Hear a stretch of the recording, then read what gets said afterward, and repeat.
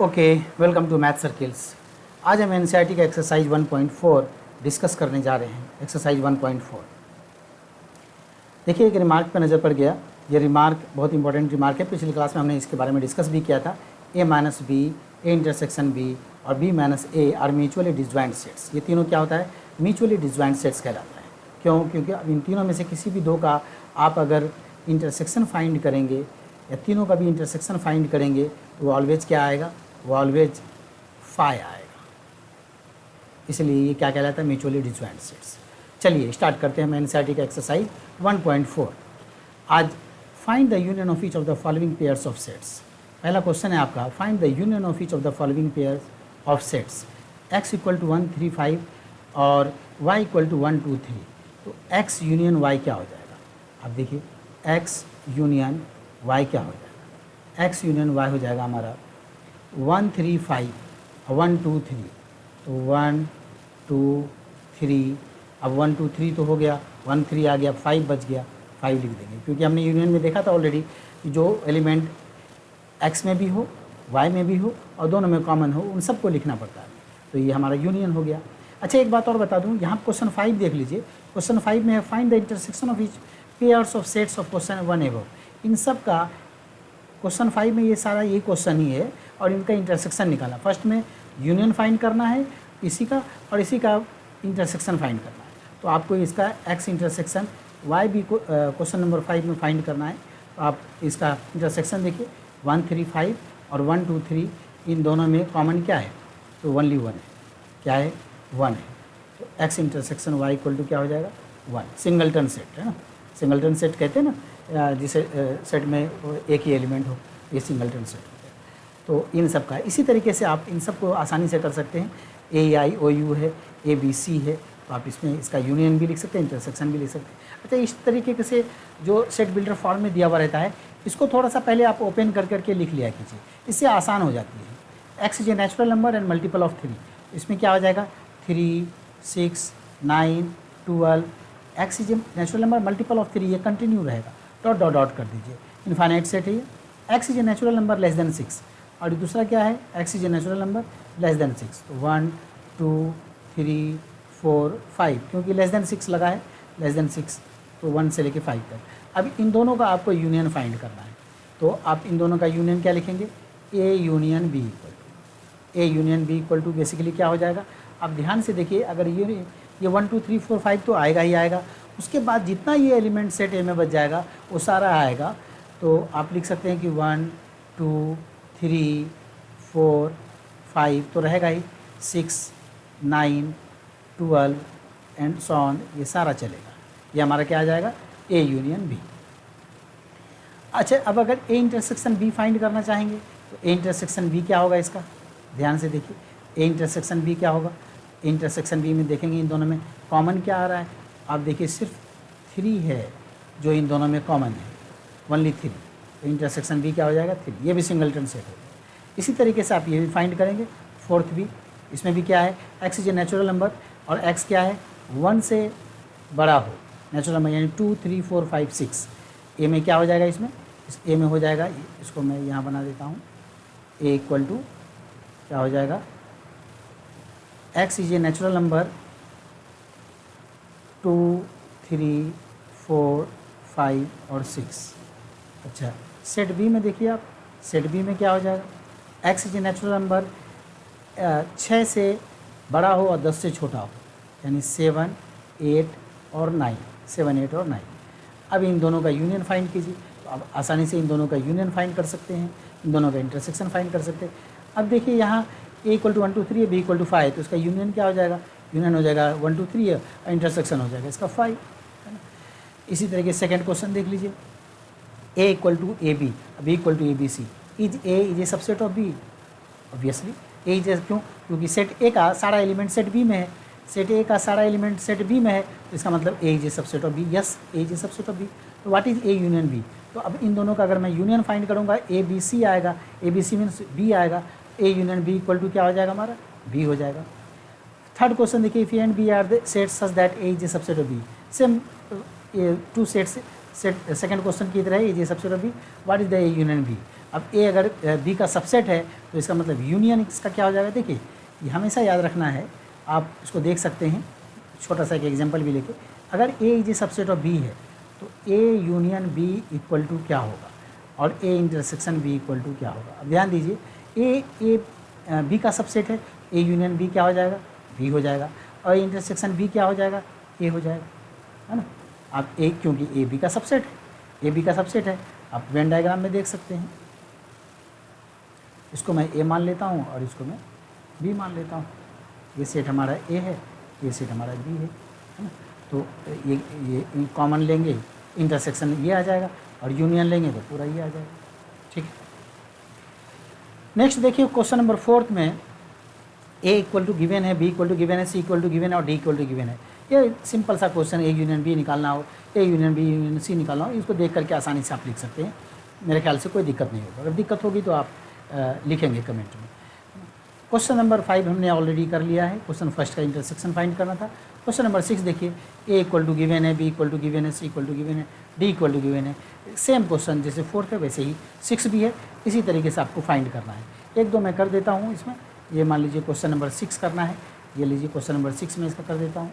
Question number 6 देख लीजिए, A intersection B union C. तो पहले आप बी यूनियन सी फाइंड कर लेंगे, तो B union C equal to क्या हो जाएगा।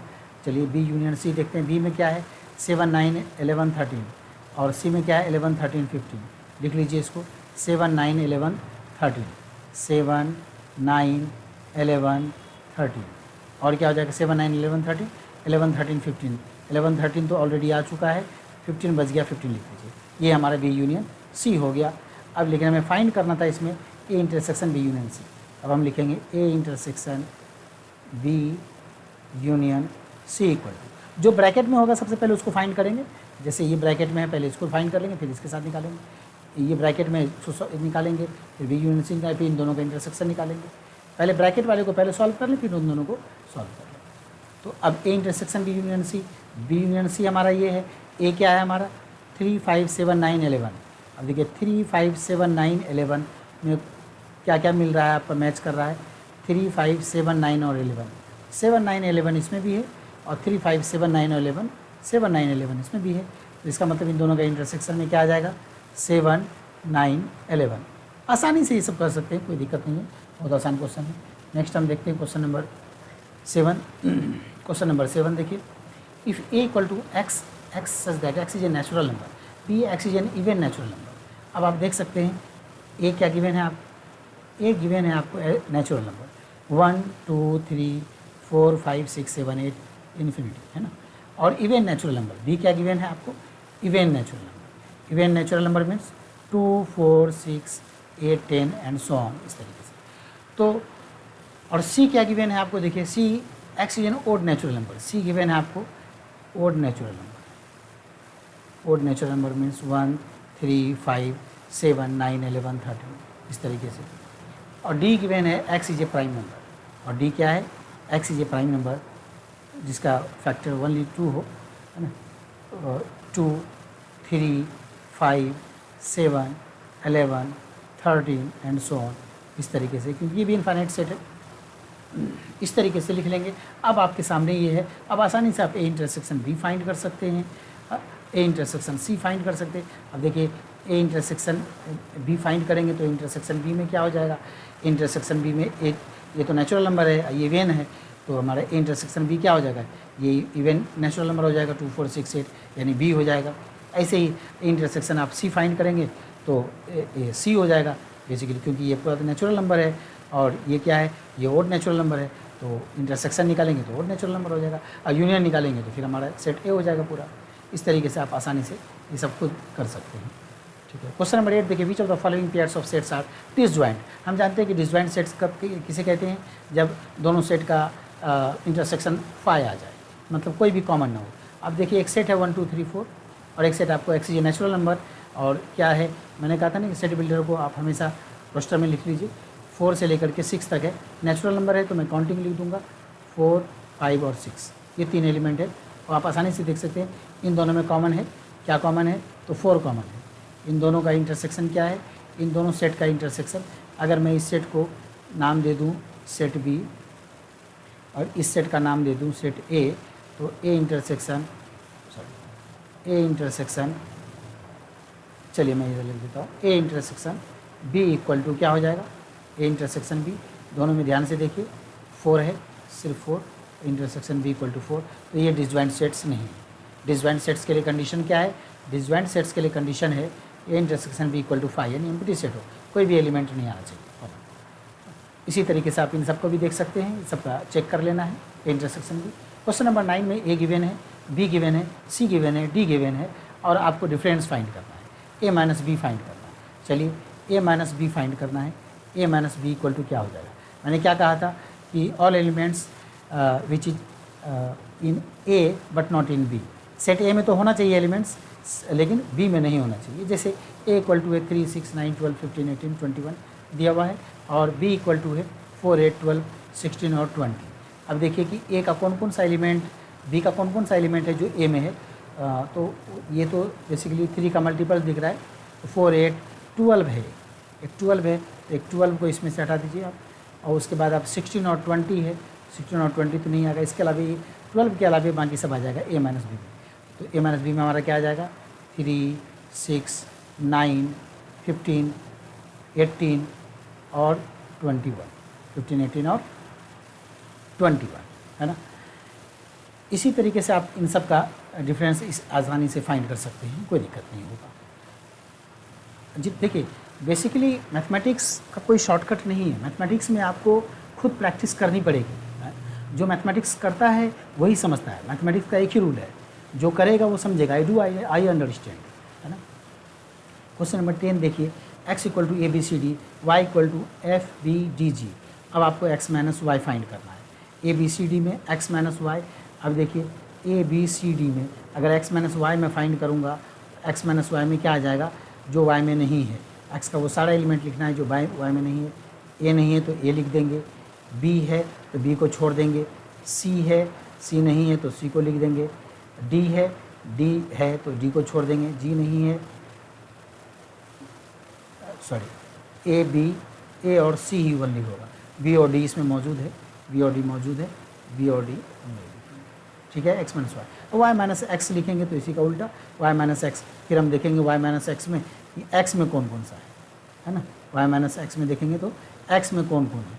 अब देखिए एफ है तो एफ इसमें नहीं है तो हम एफ लिख देंगे, ठीक है। बी है, डी है, डी भी है, जी नहीं है तो जी लिख देंगे, तो वाई माइनस एक्स हो जाएगा, एक्स माइनस वाई हो जाएगा हमारे ए कॉमा सी, वाई माइनस एक्स हो जाएगा एफ कॉमा सी, है ना।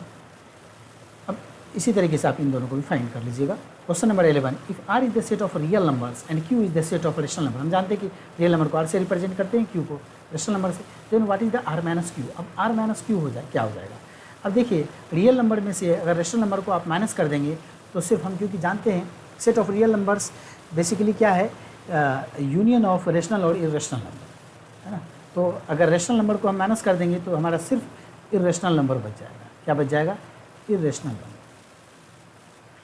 इरेशनल नंबर बच जाएगा, ये ध्यान रखना। R minus Q equal to irrational number हो जाएगा। क्वेश्चन नंबर 12 देखिए, लास्ट क्वेश्चन है, state whether each of the following statement is true और फॉल्स, जस्टिफाई योर आंसर। आपको इसमें बताना है कौन ट्रू फॉल्स है, कैसे है वो लिख देना है, स्टेटमेंट लिख दिया करें। 2, 3, 4, 5 एंड 3, 6 आर डिसजॉइंट सेट्स। क्या ये दोनों डिसजॉइंट सेट्स है, तो हमें बताना पड़ेगा कि डिसजॉइंट सेट्स है तो इन दोनों का इंटरसेक्शन 5 होना चाहिए। तो ये डिसजॉइंट्स नहीं है, क्यों नहीं है, क्योंकि यहाँ पे 3 है और इसमें भी 3 है। इन दो अगर मैं इस सेट का नाम ए दे दूँ और इस सेट का नाम बी दे दूँ तो ए इंटरसेक्शन बी क्या हो जाएगा, बेसिकली हमारा ए इंटरसेक्शन बी हो जाएगा 3।